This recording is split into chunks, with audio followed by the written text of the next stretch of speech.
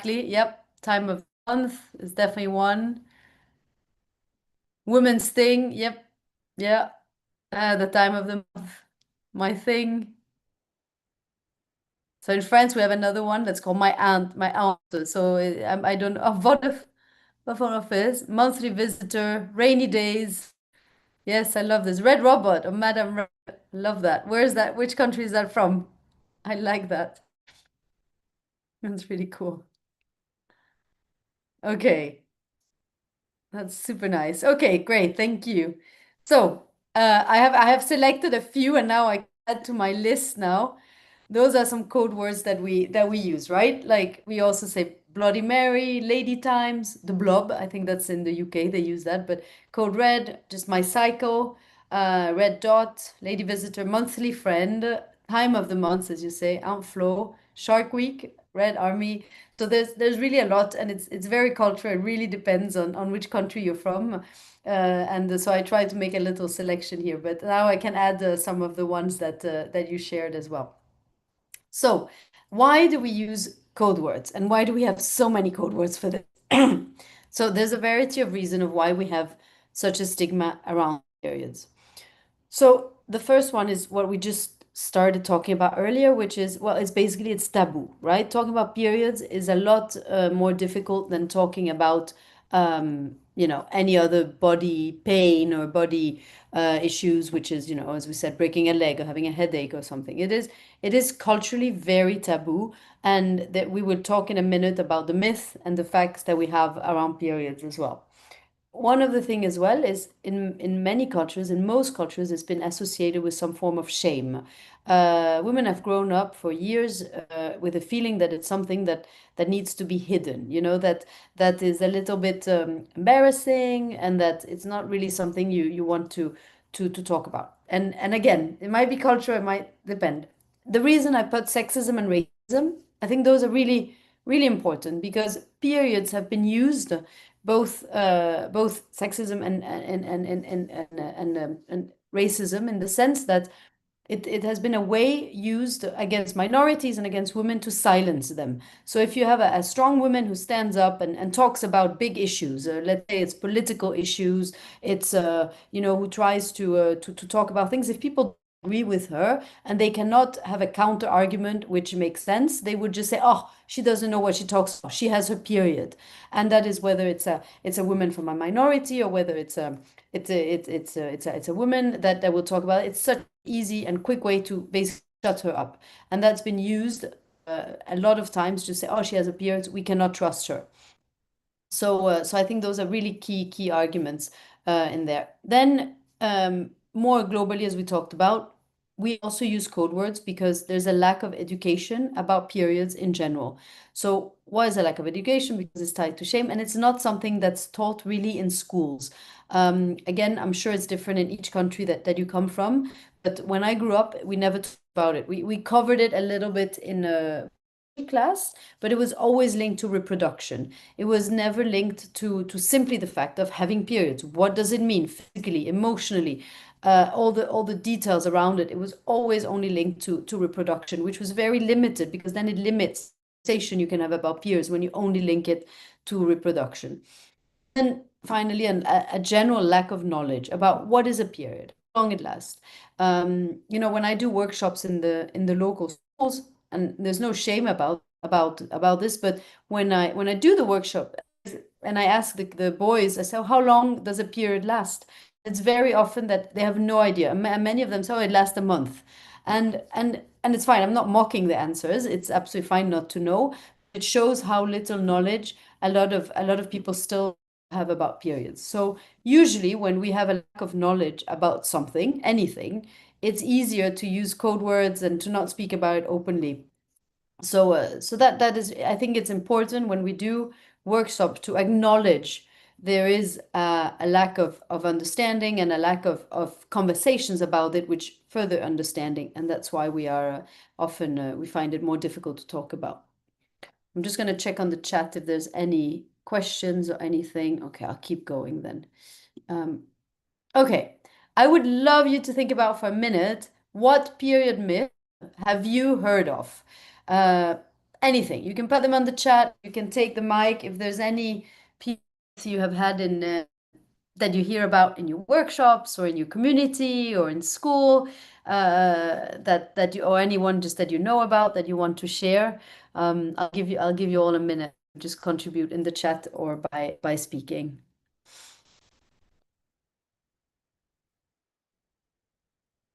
And what's a myth? It's anything that is not true about period that we hear about, but that is not true.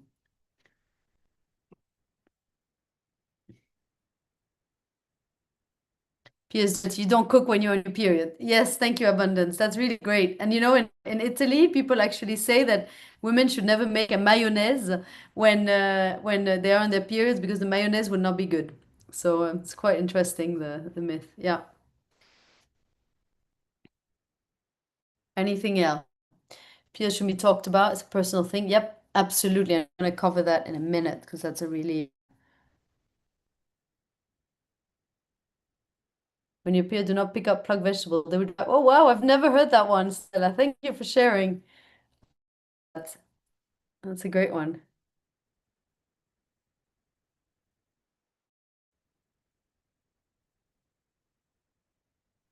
Okay. I will, anyone else? I'll give you a minute more and then we'll keep going. Okay. Okay, we'll keep going. So thank you. Those are really great. Oh, wait, there was one more here. Menstruating woman or girl go to the farm because plants will die. Happy means one is very fertile. Oh, that's great. Okay. Wonderful. Thank you, Salome. When you're in your period, you cannot take a shower. Okay, so that's really interesting because they can really have, those two can really have consequences both on reproductive health, but also on personal hygiene, right? If you think you cannot shower or wash when you're in your period, that can really create some health problems as well that obviously addressed. Okay, periods are unclean. Avoid visiting religious places. Yes, that's true. We definitely have that as well, that during your periods, and there's still quite a few religions that think that you should not visit a place of worship during your periods because you're unclean. And we'll talk about that. There's also some culture that you should be separated from the men during your periods. You can pray and fast during your period. Yeah, I've heard that one, definitely. Yeah. So I find that's really interesting. We'll go through them together because some of them are on my list about why they have such a big impact. That okay, it's not only a myth, but it can have a long term impact. When you're in period, you can have sex or you can't. You can. Yeah, I think you can. Yeah. Um, there's also the myth that says that when you're in period, you cannot get pregnant. A myth. And that's a very important one to address as well because if people believe they cannot get pregnant, that can lead to unwanted pregnancies if they have sex during their periods, and then there is a possibility of getting pregnant, obviously. So okay, I'll continue because I have quite a few here to share with you. So the first one, so now I would like you to guess. I will go back to the screen, and I will say them one by one, and maybe you can write what you think.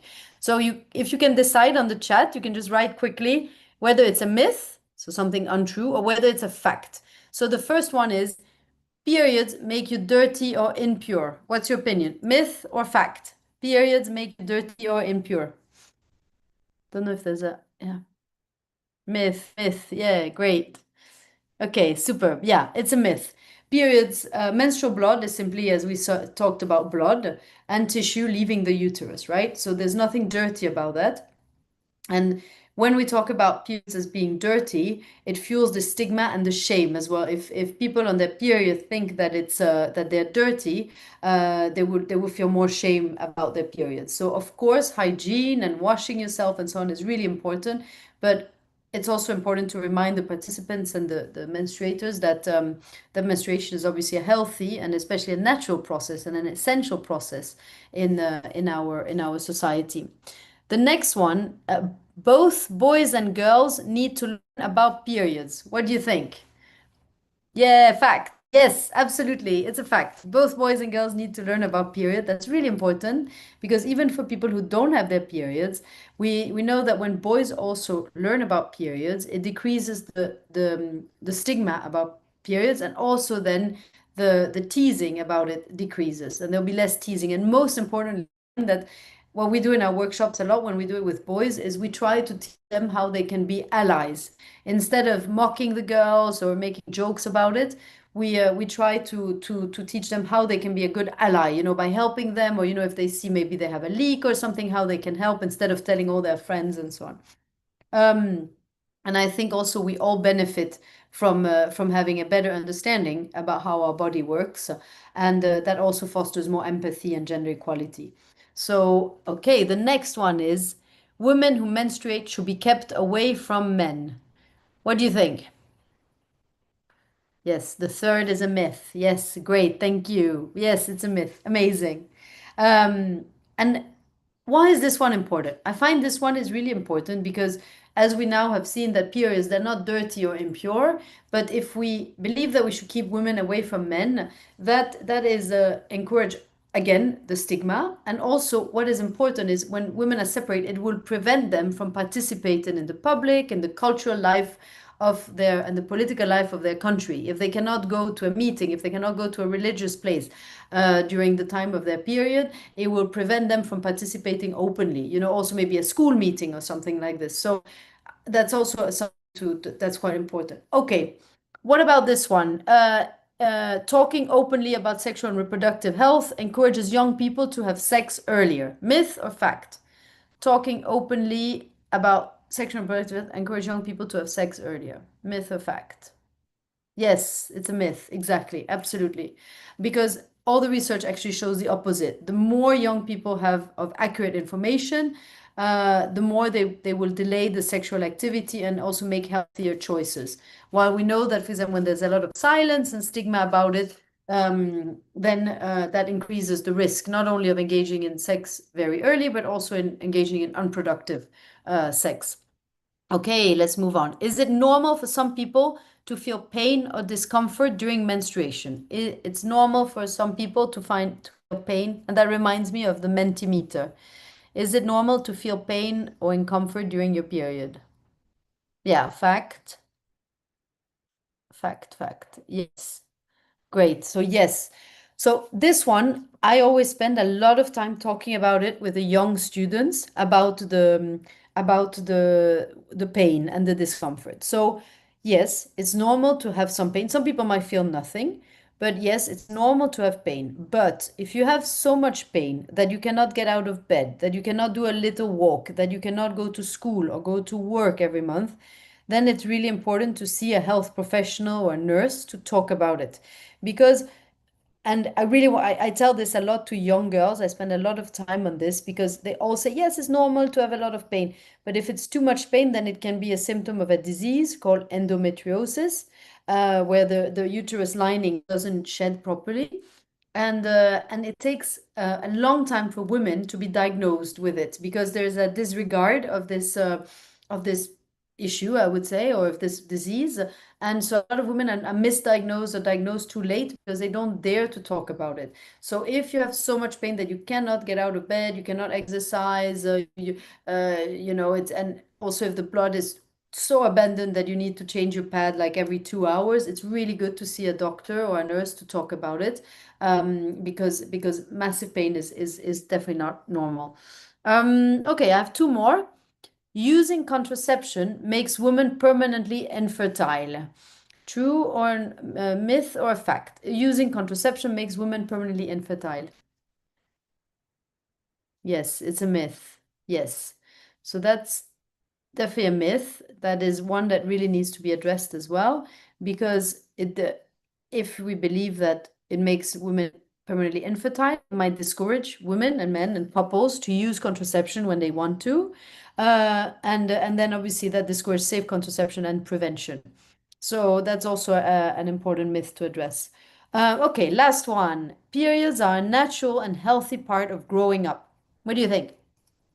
Periods are natural. I'll show it to you again. Periods are a natural and healthy part of growing up. Yes, exactly. I agree. Yeah, it's a fact. And this one is also important because it's important, as we said, not only in reproduction, but just generally as individuals. that it is natural that women menstruate, and it's a natural part of becoming, of entering puberty, and of growing up, and then of obviously having periods until menopause arrives. Okay, great. Does anyone have any questions at this stage? Just want to check in with everyone. Okay, I'll keep going then. Here's the screen. I hope you can see it. There we go. So I would love to spend a minute to ask you, what does, when you have, and I don't want to show you the screen because actually I just saw the answers on there. What does stigma look like in a conversation? When someone is not comfortable, or there's stigma and shame, how does that reflect in a conversation? What type of attitudes happen when a topic is stigmatized? One of them is when people feel shame about it, then what happens? I think people don't even want to talk about it again because they are ashamed of talking about it.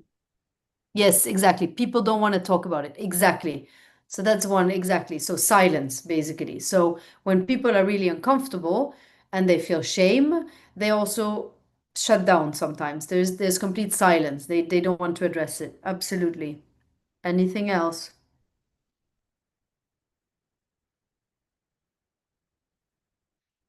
Okay, I'll go back to the screen then. Can't see chat. So what does stigma look like? As we said, it looks like shame. It looks like silence. People don't want to talk about it, don't want to share, they feel uncomfortable. It also can take the form of judgment. This means that other people in the room can judge you for talking about it and say, "Ooh, you should not talk about this. This is something we only talk about at home," or "I don't want a teacher, or I don't want anyone to talk about periods to my child, or in the public space." And it can also, for example, if you ever make, how do you say, advertisement in some campaigns, some people might do graffitis on it, or might mock it and do drawings on it and so on. So it's judgment. It's also a lot of preconceived ideas. When we are not used to talking about a topic, we can also have a lot of preconceived ideas. As we saw, people might use a lot of code words, might have a lot of ideas, like we just talked about the myth and versus the facts, and all those ideas of thinking, oh, now if my child hears about period, then my child will want to have sex earlier. So people come with a lot of ideas like that. And that can also obviously lead to a lot of negative comments. So it can be very discouraging to talk about it when there is a barrier about it. It can also lead to unwillingness to hear the other person's point of view, right? If we are very set in our ideas about how this should be taboo, we don't want to hear about it. We don't want to hear the other person's point of view. So I would like to hear about if you have witnessed any specific stigma online or offline, if you have any specific examples maybe of something that has happened in your workshops, and how and maybe then we can all contribute about what would be a safe and supporting response. What could happen? So for example, maybe you talked about it, and maybe you had a parent take a child out, or however, if you have witnessed it anyway, this stigma online or offline, and how to change the conversation. Yes, that was great. Thank you, Abundance. I just saw the chat. Facial expression, body movements, exactly. You can sometimes see when people get uncomfortable and don't want to talk about it, and you feel that they cannot receive the information because it makes them so uncomfortable. That's yeah. How can we address this? How can we create this space to have more and better conversations about it? What can we do? I have the tools after, I'll show you.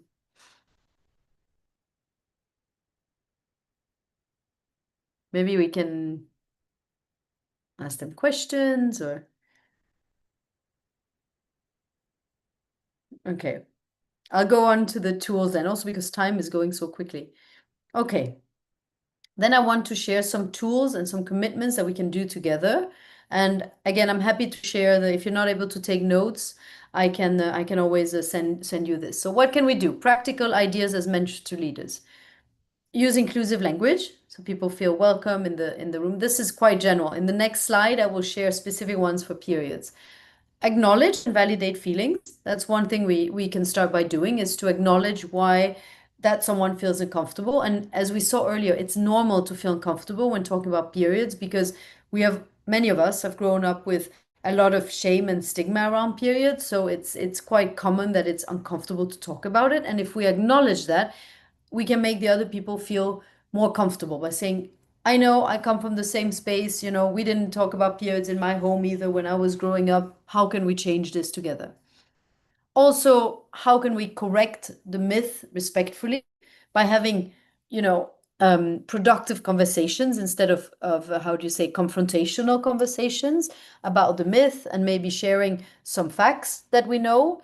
If people share some myth that oh, it will make the kids have sex earlier, or what else do we know? And how can we, challenge that by education simply, Then also to encourage everyone to participate, even if we might disagree with their views, we can encourage them to participate and share, because sometimes we bring those ideas into the room. We can all have a productive conversation about how this can be addressed and changed. One thing you can do as well, if it's a longer follow-up, is also to allow for maybe anonymous questions to be asked for sensitive issues on Google Form. I don't know if you use that. There's another system called Jamboard. I don't use it. I use Google Form mainly, and that can really help, especially afterwards, for people to ask questions or share more things that can be addressed more directly. I will ask you afterwards to write a facilitation technique, but first I want to share this one. I just want to check there's no, oh yeah, education, awareness. Yeah, absolutely, Suleimana, thank you. So what about when we talk specifically about periods? As we said, acknowledge is taboo and it's difficult to talk about. Definitely, that's absolutely fine. Yes, it's not a comfortable topic. It's only recently we start talking so openly about it, and we talk about it because we want the community to be educated and so on. I start all my sessions by talking about the code words and why we use them. Because I find it's quite interesting, makes people relax and makes them okay to use those words if they feel like it. And then it's also but I always encourage learners to use the right words in the long term. Whether you talk about periods or sexual and reproductive health, I do find it really important that especially children use to learn the right words to talk about their private parts, if they can say vagina and my penis and blood and menstruation, because if issues arise, it's easier for them. They would also know better their own parts of their body. So, and that is one thing I think one of you shared at the beginning. When we started the workshops, we did not include a picture of the female and the male anatomy. But then I realized that a lot of the children who were participating in workshops, and also a lot of the adults, were not really familiar with basic anatomy. And so now we share a diagram which highlights all the vagina and the vulva and the clitoris and everything for the women, and also the inside diagram of what we can't see. Because we realized that a lot of people did not know much about it. So by putting it in there, it makes people a lot more comfortable, because they realize, oh, maybe I'm not the only one who doesn't know. If the diagram is in there, it means a lot of people don't know. So I find that's quite important. And then we spend some time asking the children some questions about what part of your body is this? And of course, they laugh a little bit, but you also see that they really learn, and then they get more comfortable talking about it, and they actually understand not only periods, but also their own body better. Yeah. Now another one, number 4, especially for girls to understand their periods and puberty. If the girls are well educated about their body, about their periods, they will be more, and about the symptoms, they will understand themselves better, and they will be able to seek help or advice more easily if they're really familiar with their bodies. Yeah, okay, I already said number 5, don't assume learners know about their anatomy, so include images and use correct words. I think that's really great. If you even have like some real anatomy, how do you say, model, it's always great, but an image is really helpful. And of course, I know that in some contexts that can be perceived negatively, especially if it's in a religious context. Maybe they don't want you to show this. So of course, always check with the source and where you're doing it. But if it's possible to show it, I would highly recommend it. One thing we spend a lot of time doing in our workshops with young girls is we speak a lot about period products, so pads and tampons and recyclable pads and so on, so that the participant can learn about the options and the ones that work best for them. And I know it really depends on the context because for example, the period panties, they work really well if you have regular access to water because you need to wash them. Many communities don't have regular or easy access or safe access to water, so period panties are not the best options for those girls. And I think that that's really important to talk about. And sometimes if you can also to show the period products and explain what they are and how often they need to be changed, how they need to be used in with, you know, and all those things are quite important. Finally, I think it's always important to make any workshop, any very interactive. It's always more difficult online because you know you have the chat and it's more difficult. People might not speak, but to try and keep it interactive so you can keep the participant engaged. When I do it online, I always give the option for people to take the mic or for people to just write in the chat because some people might be really uncomfortable talking on the screen or they don't want to show the camera and so on. But at least on the chat they can participate. I know there's two schools here, but I don't ask, at least in the classroom, personal questions. I would never ask, do you have your periods and how does it feel? Some people might want to share, and I always encourage it and it's positive. But there's quite a few, especially if you do workshops with younger children or younger girls, that some of them might want to talk to you after the session. So I always say that that's an option. And even if I can't help them, I always try to direct them to the people who might be able to help them. So I would like to just go back to slide before. Maybe take a minute now on the chat to write one of those techniques that you will use in your work. Or if you have another one that I didn't cover, maybe even one of these or one of these that you think, okay, this would be really useful. I wasn't familiar with this and I want to use it in my work. Or maybe you want to share another facilitation technique that you have used before and that I haven't included here and that you want to share with other participants. So I'll just wait here a minute.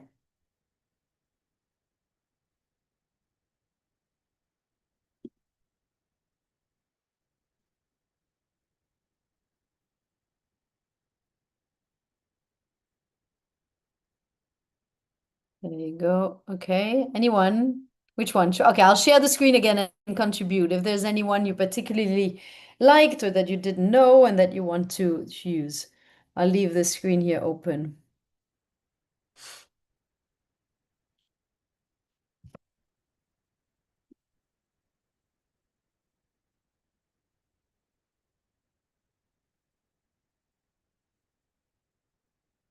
Just go back to our chat. Okay. I think no one wants to share right now. I see we have more participants who have just joined. Again, Shidera, I'm happy to share the presentation afterwards as well. Okay. Okay, I'll go back here then. And I'm happy to share this with all of you as well. Okay. Shidera, do we have the option to split into smaller groups? How much time do we have left? If we have possibility to split into smaller groups and break up the groups, we could do that. Don't know if Shidera can hear me. And if not, I just want to show you my next slide, which is a role play. So this is quite difficult to do online, but what I could recommend is if you have colleagues back at the office, you can get into groups of 4 or 5 people. You can assign roles. Some of them will be one of them will be a facilitator, and one will be participants. And oh yes, Shidera. Yes, Shidera, I'm listening. Okay, so the community has been created into different pods. So we have about 4 pods: follicular pod, luteal pod. We have the ovulation and menstrual pod. So these pods are about we have from 25, maximum of 25. So although their weekly task after this section, they are to actually have a role play within their pods to carry out a facilitation already. So it's more like a task after the section they can have within their ports as well. So I think it's also very valid that they tend to have this assessments and tasks carried out within their smaller ports. Yeah. Okay, perfect. So I will share the task with you afterwards so that you already have the link to the presentation there, so you can share it with the participants. I'll just share it here again. Basically, the way you can work with your colleagues is acting different scenarios. And how can we address together, for example, you might have a participant in the class who raises and said, well, why should I be here? Why, I'm a boy, should I learn about periods? It's not my problem. How can we address this? So actually, we can just do one now before we finish. You are doing a workshops with men and boys, and one of them raised their hand and say, I don't have periods. Why should I learn about periods? What can you answer? Maybe share it in the chat, or feel free to take the mic and share your comment. Why should I be here? I'm a boy, it doesn't interest me. How do you answer this?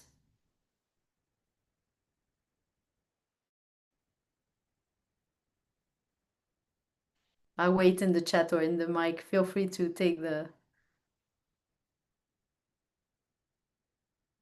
Okay.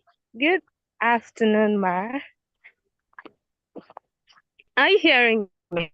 Yes, yes. Okay, for me, from my end, I would say yes, you can learn about menstruation because you will grow up to be a father who will have daughters, and you in a situation where maybe your wife is not around, you will be the one to help them. You can also serve as an ally to help, maybe, let me say, educate your girl child at that moment. So, in summary, what I'm trying to say is that I would just tell him, daughter, which one day will have periods, and you will be there to support her. Thank you. Absolutely. Thank you so much, Abundance, for sharing that. I fully agree. I think that's important. I think another thing we also tell the boys is they all have, a mother, a sister, or a cousin, and they have a classmate, and later on they will have work colleagues. So even learning about can help them throughout their life, both their personal life, with their girlfriend, with their wife, with their daughters, but also at work, because they will be able to better understand, like a work colleague who might feel pain a period, or who might need to run out to the shop to get pads, and so on. And so I think it's yes. Oh yeah, Bilkis, I just saw you should learn it because you'll someday be a father to a girl child and also a husband to a girl. Exactly. Yeah. So it's both in the private sphere, but also in the professional sphere that it's important to learn about it. And also it will help them to become, as we said earlier, better allies, and better allow them to support the women in their lives. That's really important. Thank you for sharing that. Also, what about the sentence, oh, but periods are punishment from God? How can we address that if someone would say that?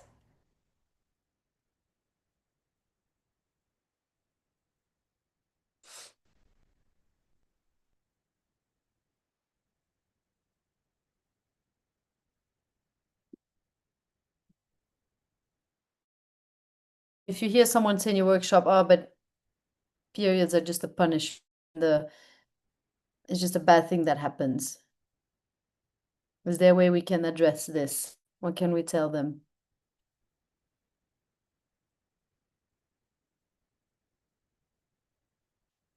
Yes, Suleimana. If you are in a workshop and someone tells you, or oh, but periods are just terrible, they are punishment. How can you tackle this myth? How could you answer it? How can you challenge what is being said? Okay, so for me, I would like the person to choose the points they make, and I know probably they will not have any backing or any stand to anywhere to stand on, and probably I will uh, them bring in the issue of it being menstrual and explain the medical and the other aspects of it to the person. Okay. It was a little bit difficult to hear you. I think it was a little bit blurred, but I think we understood most of it. Also, I say Bilkis just contributed. It isn't a punishment for God. It's a natural sign. It's natural and sign of fertility. Exactly. I think that is exactly as you say. It's by enlightening them that it's more of a biological process and it's completely natural. And that's an important factor in overall health, the reproductive health of a woman. Actually, that's really important to say that, and that it is really a sign of good health when you have regular periods and so on. It's really a sign that that you're in good health, that usually it's a sign of good health, and that and actually sometimes when periods stop at some points in life when it's not related to pregnancy, it can really be a sign that maybe you're not having enough food or you're doing too much sport, or so periods are definitely very positive. And exactly, I think simply by some facts, that's great. Okay, skip the last one, but as we say, practice how to respond in a stigma-free, respectful way. So one thing we can do is to practice all those responses and maybe come up with your colleagues about other scenarios that you have experienced, that maybe you would see, oh, last time I was facilitating, someone told me this and I didn't know how to answer. And then you can get some more ideas and more support from your colleagues on how to better address that. So I think I have covered everything. I want to hear from you if you have any questions or comments or something you disagree with or something that helped you or so on. And then I also want to make sure at the end that, oops, sorry, that I share here our social media, our website, because you can we have 2 accounts on Instagram, Mona Règle and She Can He Can, and you can always get in touch there. But yeah, let me know if you have any questions, any comments. I'll just go back to look at the chat, but yeah, feel free to take the mic if there's anything you want to add to this.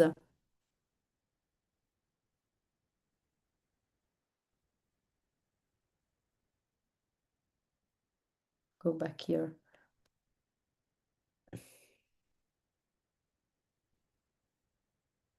Is there anything you learned or anything you feel maybe we missed and we should have covered? And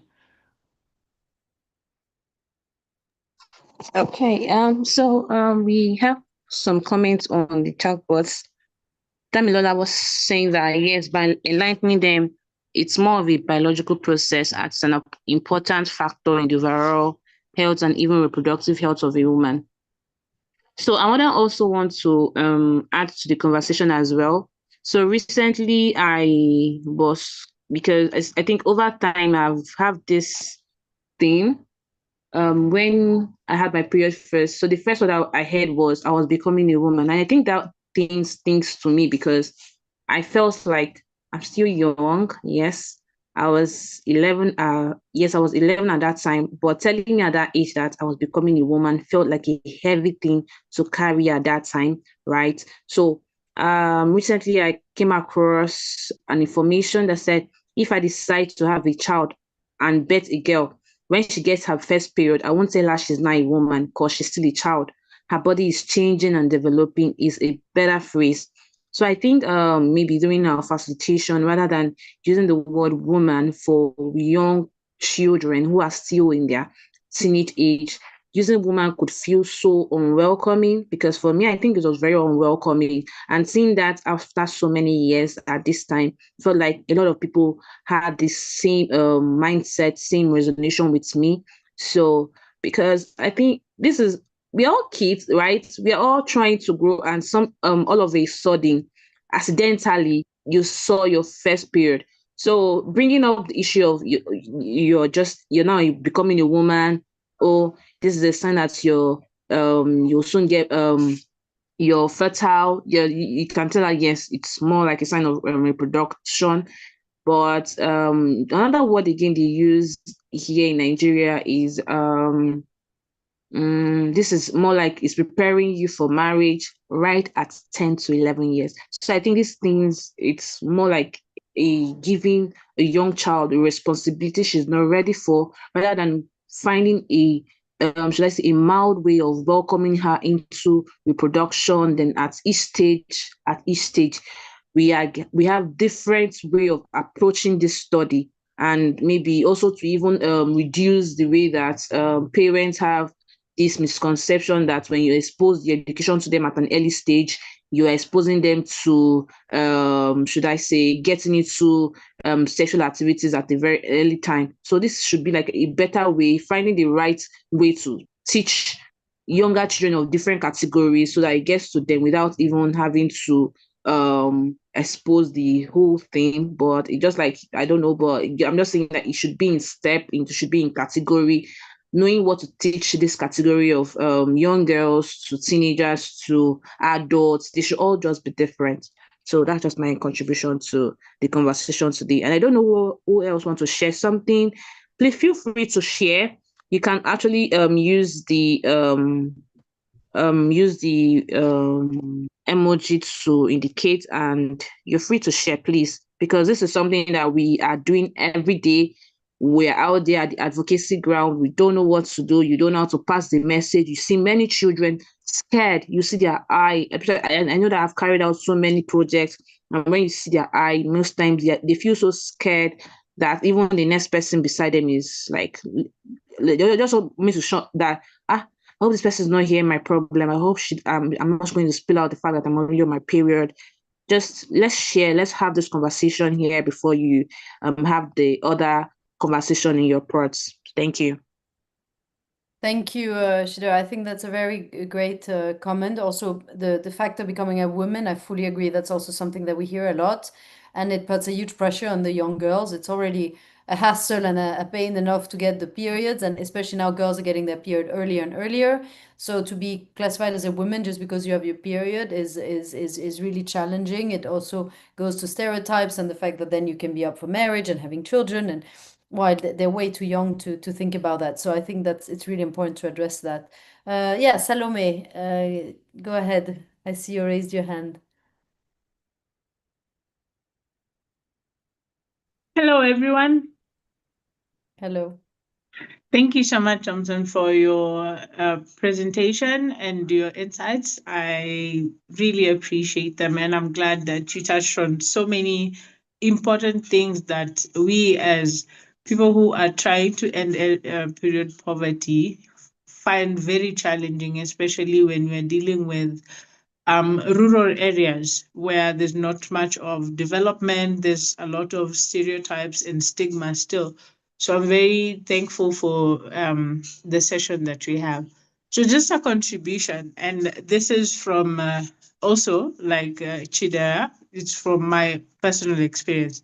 So personally, when I had my first period, I'm very privileged. That is one thing I will always say, to come from a family where both my dad and my mom were active. And considering that I am a millennial, you can imagine my generation of parents, right?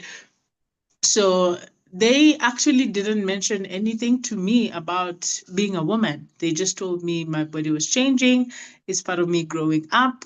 It's exciting. It's a little bit painful, but that is how I'm supposed to be. Like, sort of talking to me from a sense of, you are being given a responsibility now, not only to take care of yourself, but also to advocate for other people.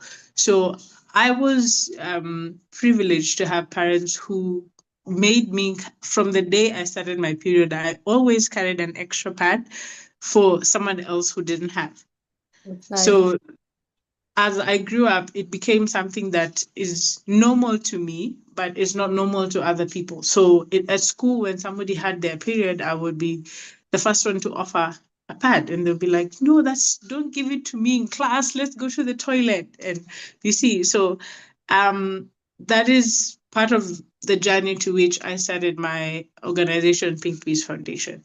So it's very important to talk about these things. And as Chidera said, when a child is younger, so the beginners of period, so from the age of 12 to maybe 15 there, the thought of being a woman is scary. And especially in communities where we still have female genital mutilation happening, we still have early marriages, early marriages for children. So those things are very scary in those kind of communities. So when you start to tell this child that you're becoming a woman, they automatically think, oh, this is how I'm going to stop school now because I have my period. So it doesn't come as a positive thing, it comes as a negative thing. And I realized I also took in that same sentiment of you're becoming a woman, not because I was introduced to it like that, but because a lot of the community around who are speaking about menstruation talk about it as going into womanhood. So that is important part of trying to decentralize and work on the stigmas that we have. Not that becoming a woman is a bad thing, but becoming a woman will take time. It's a process. You're not ready for marriage now. You're not ready to stop school now. It's just a part of your body that is changing, and then it's going to bring you good things in future.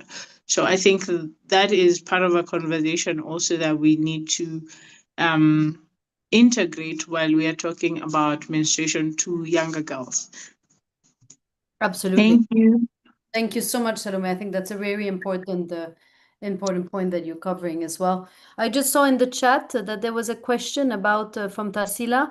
They found a company that deals with manufacturing incinerators for disposing used sanitary towels. I'm struggling with people's cultural belief on how to manage menstrual waste. Okay, so there's two aspects. From the environmental aspect, in Europe, there's quite a few people, especially in England, they flush their period products in the toilet, which is absolutely horrendous because it blocks the sewage and it goes right into the sea, and that is quite bad from an environmental perspective. So there's a campaign to try and get people to obviously not flush it, but dispose of it. So I mean menstrual products waste is a huge problem of how to dispose of it. But we also start to encourage, and I know for young girls it's become very popular, is to use menstrual underwear. So underwear that includes the pad in there. I think there's a company called Be Girl that does it. I think they distribute in Uganda as well, and we will be distributing them in Côte d'Ivoire. Because that allows people to wash it. Obviously, you need to have regular access to clean water to wash it so you can reuse it, and that creates a lot less waste. In terms of disposing the ones that you only use once, I think that's from the environmental perspective. The best is to have specific bins for them, but that's not always possible. So sometimes there are no bins, very often in the bathrooms as well, which makes it really difficult, and that might also lead people to not want to change the period pad, and so that creates hygienic problems. I wish I had the perfect answer for you, but I don't fully. I hope that helped a little bit. But maybe the incineration of period pads could work really well. Could be a really good idea. Does anyone have any more questions at this stage? Okay, like I think I also want to ask, and maybe for others as well, for more clarification. So the question I have is in the aspect of how during the facilitation, most times we are given about a very short time to give out so much information, especially here. Most times they'll just tell you, please, 30 minutes, 30 minutes. So 30 minutes will not be able to cover quite a number of scope, because I know that this menstruation have its own parts in our curriculum, but it's not as if more like the basics, not like it's everything. So as advocates, now I think in this age where there is more to men's period than just the basics, we need to start knowing that there is PCOS, amenorrhea, and the rest of the endometriosis, especially in this part of the world where we don't even know most of it. especially the growing generation, most of us, we just all of a sudden is when we even have the symptoms that we get to say, what do you mean by PCOS? I don't know what's PCOS. So I think at this time, I'm also asking is more like a question: how do you think we should integrate menstrual disorders into facilitation, especially when it has to do with girls and women of different categories, so that it tends to help us increase the awareness and also help us to know how to start taking care of our bodies rather than just focusing on just the basics and leaving out a whole lot of chunk of information that is yet to be addressed. Right. So I would usually link it. The way we do our workshops is we always start by talking about this cultural shame and the taboos that we have, because it's kind of linked to everything else, right? If we didn't have the shame and the taboo that goes about talking about periods, we would have talked about them more openly from the start, and we would have known more about it today. So that the conversation for us always revolves around how we can break this taboo, because if we stop having the taboo, we will have better conversations about it. And I always spend a lot of time talking about, in school, for example, we would learn only about periods and reproduction. So, and we talk a lot about, so we try to, how to say, to also address it from two perspectives, which is pain management or physical symptoms of having periods, but also emotional symptoms of having period. And that is something, when I was growing up, we never spoke about the emotional symptoms, how you can feel sad and angry, and how it can affect your mood and the way you feel and your confidence, and what you want to do and so on. It really has such a huge impact on young girls and women's health. And that is something we spend a lot of time talking about. So we kind of linked it, but always to the fact that the reason we don't talk about it is because it's linked to the shame and the original taboo. So it's really to encourage the girls to know about their bodies. And we actually also encourage them a lot to take notes about their periods if they can, and if they have access to pens or device to take notes, because the more you know about your body, and then the easier it is to identify when something is wrong, right? If you know that your periods are always very regular and they come every 28 days, then you know that if you know that something is wrong or different immediately, but if you don't track, suddenly you might think, oh, my period came after 14 days, or my period doesn't come. But so the more they know about it, or to realize, oh, now I feel sad today, why do I feel so sad? Oh, my period is coming tomorrow. So the more they know about themselves, first of all, that obviously breaks the taboo and all the stigma, but it also encourages them to better address when there's any health issues, because they will know their body the best, so then they can better address the issues. I don't know if that covers it, but we really try to focus both on the emotional and the physical aspects of periods, and because it goes together, but not always, so it's important to address both. I hope that helped a bit.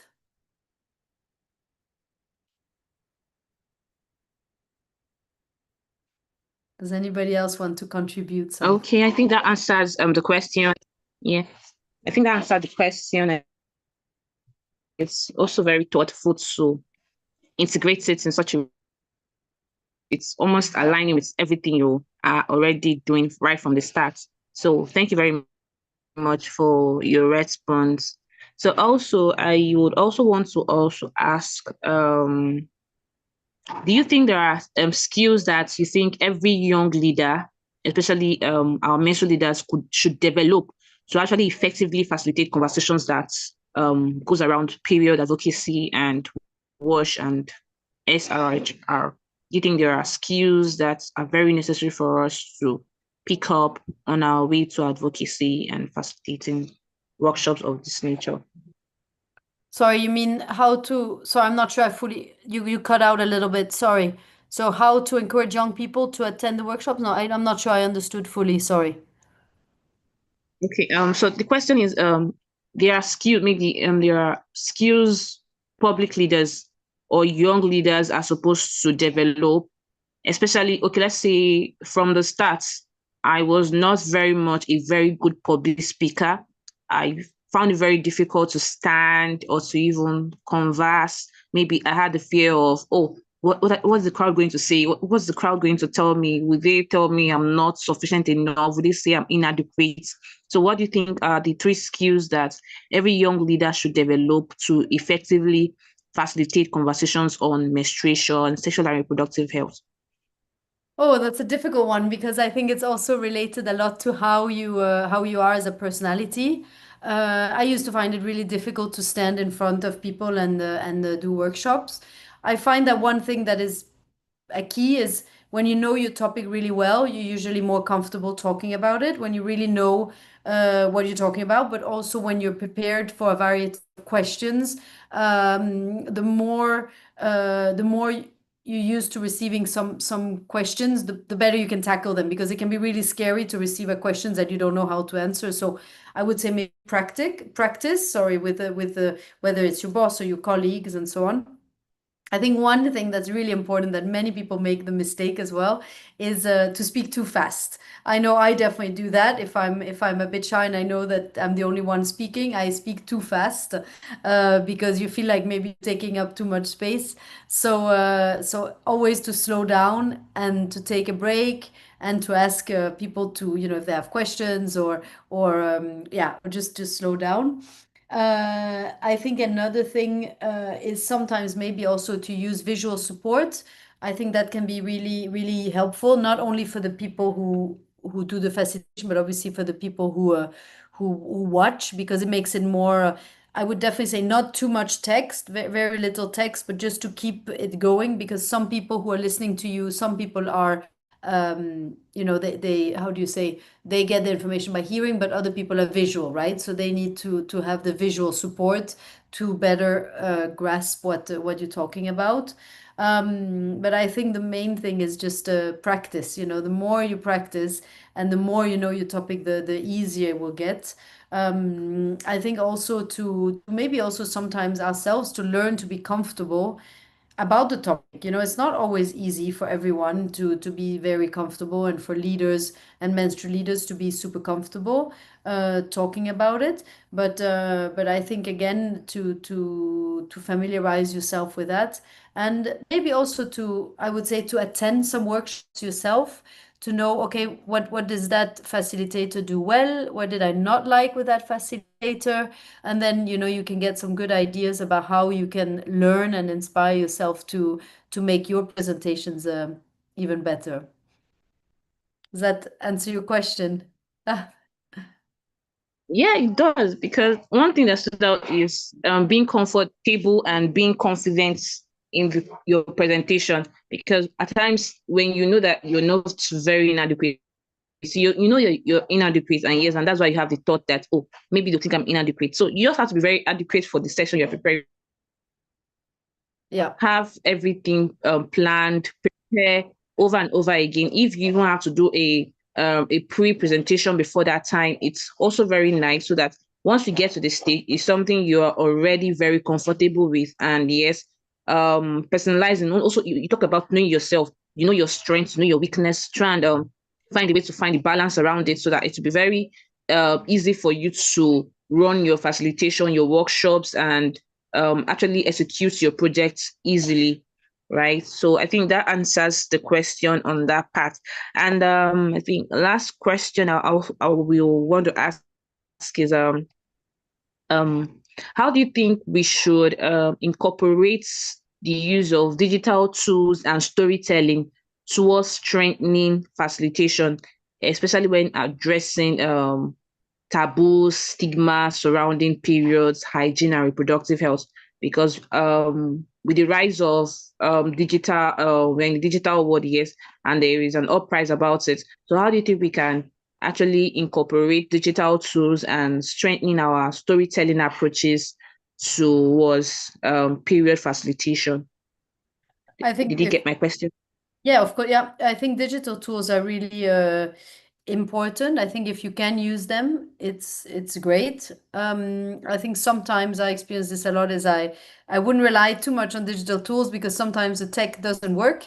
Electricity is not right, the internet's not right or something. So I think when you can, it's fantastic. I think there's a lot of great tools, whether you use a polls or you use movies. Sometimes I know there's quite a few like great movies. Maybe sometimes for children, it's quite good as well to use a short movie to how do you say put in context and better show a story or something. I always love storytelling. I try to start many of my workshop with a short story because it makes it more personal and people can engage with it a bit better. So I think when that's an option, and it's always an interesting aspect as well. I think one thing that we do as well, which is not directly digital tools, but when we can, we always bring period products, for example. So especially with kids, they have something they can look at and touch and see in real life that they might not dare to see in the shop or ask about for their parents or their teachers. But if they get to see it, they might learn more about it. And I actually spent some time explaining to the kids as well, how do you put a pad on, and how does it stick in the underwear, and how do you wear it, and how long do you wear it, and so on. So it's not directly digital, but to make it helps make it interactive. And I think it's great tools that you can definitely use when possible. Mm. Okay, thank you very much. I think that answers it, and you've been very fantastic in actually answering the question. I think, and I give it over 100% yes, because it's very, very applicable to us here. During sections, we tend to get the product, menstrual care products. We get our underwears to practices with them, and in most times we even hand it over to them to do it themselves so that they'll be able to, if they are young, if they are still expectant, or if they are already on their periods, they tend to correct it, because I actually had the wrong way of placing my parts why I started at 11. I think I learned the correct way when I was 14. I had to leave home. I was at the boarding school. I saw other young girls placing differently. Then I said, wow, why don't I try this style? Maybe to be better placed than the way my mom taught me. And yes, it worked for me. And I've been using that style for over how many years till today. So yes, I think that works. Exposing them early to how to place their parts on their underwears and the rest of it, and the use of storytelling, true, because storytelling actually help us to connect with our audience, right? So it will not be like, oh, just us. Why so you don't even know anything about periods? It hasn't happened to you before.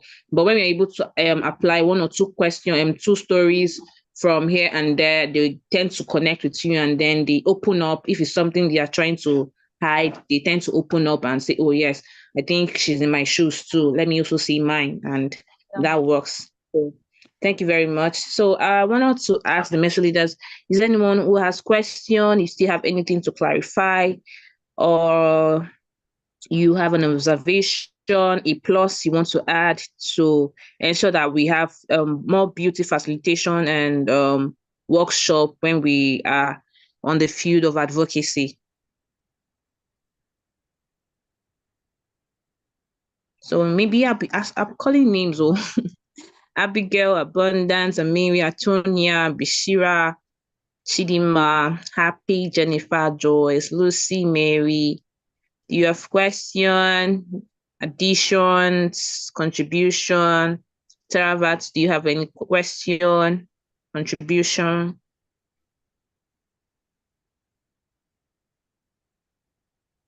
So you can go ahead. Yeah, thank you. So it's not question, it's just an addition. Thank you. The session was nice facilitated, but I have just a request if we can have a day for speaking about menstrual waste management specifically, to be able to share the stories from also different places and how do they manage it, and just to see also on post management of this kind of waste, to also get to advise each other to see what are the best means that we can use to dispose such kind of wastes in our places, in our countries, and so forth. Yeah, I think that's a great idea. Maybe some other participants can share better, more how do you say, more country-specific ideas and suggestions, because I think it also depends a lot on the countries, what they offer, where it goes. And I know in England they have installed there's a company called PHS, which has installed like bins specifically for period products, and then they dispose of them. I don't know if they incinerate them. I think they do. I know in Switzerland they've also started doing specific bins where you're only allowed to put menstrual health products, and same for Denmark. But in France they don't do that yet. It's all mixed. So I guess it really depends on which country you are located in. Yeah. I just saw Salome's chat. Yes, no problem. There you can share my email, and you can send me an email and I can share some of the slides. Yeah. Okay, yeah. After the section, I'll be uploading the section material. I didn't want to share it before now so that everyone will not miss the section and say they have the material already. And yes, Thompson has shared her email, so feel free to reach out to her for collaboration and other conversations along the line. And feel free to find us on Instagram, and here is our Instagram handle. I'll just put it in the chat, and follow us there. And I'm the one who monitors the chats in there, so you can also reach out and I'll read it. Great, thank you. Thanks for having me. This was really interesting. I really enjoyed the questions and the conversation. Yeah. Thank you very much for your wonderful sharing. It was really very enlightening. And please, in one word, please let's give should I say feedback on the session today. So please let's use the chat box to give your feedback on the session today. How was your experience today? What do you think the session today was? How was it? I know we had some problems with the time zone difference, but we're sorry about that. And in the next session, we will try and stick to the time. Okay, Uluwadamila said it was really enlightening and engaging. Thank you very much, Tamsin, for making this section enlightening and engaging. Samson said was eye-opening. Thank you, Stella. Stella is thanking you. Thank you, Stella. Okay, more contribution. The session was interesting and engaging. I learned a lot. Thank you, Abigail, for that contribution. It was insightful and I've learned a lot about facilitation skills. Thank you. We hope to see more of this. Should I say the feedback from your project? So whatever project you're carrying out, bear in mind that you have to apply these methods to them. Awesome section, learned so much. Wow. Thank you very much. Thank you. That's really nice to hear. Thank you. Wonderful conversation today. So, Maureen, are you here? Okay. Thanks so much for having me then, and feel free to reach out. I'd love to hear from from all of you. Okay. Really learned a lot. Okay, so for our next section, we'll be having our next section on Thursday. And please, let's do well to attend the classes, participate in our pod tasks and independent tasks as well. So if you're yet to complete your task for last week, it's still open. Some people had issues with the network, accessing the portal. So we still have the feedback form still open for you to carry out your task and submit them early enough. So for this week task, we'll be sending that on Thursday after the facilitation and session on Thursday. So what else again? Okay, so we are done for today's section, and thank you very much for your active participation so far. And yes, the next section is on the 11th of September on Thursday.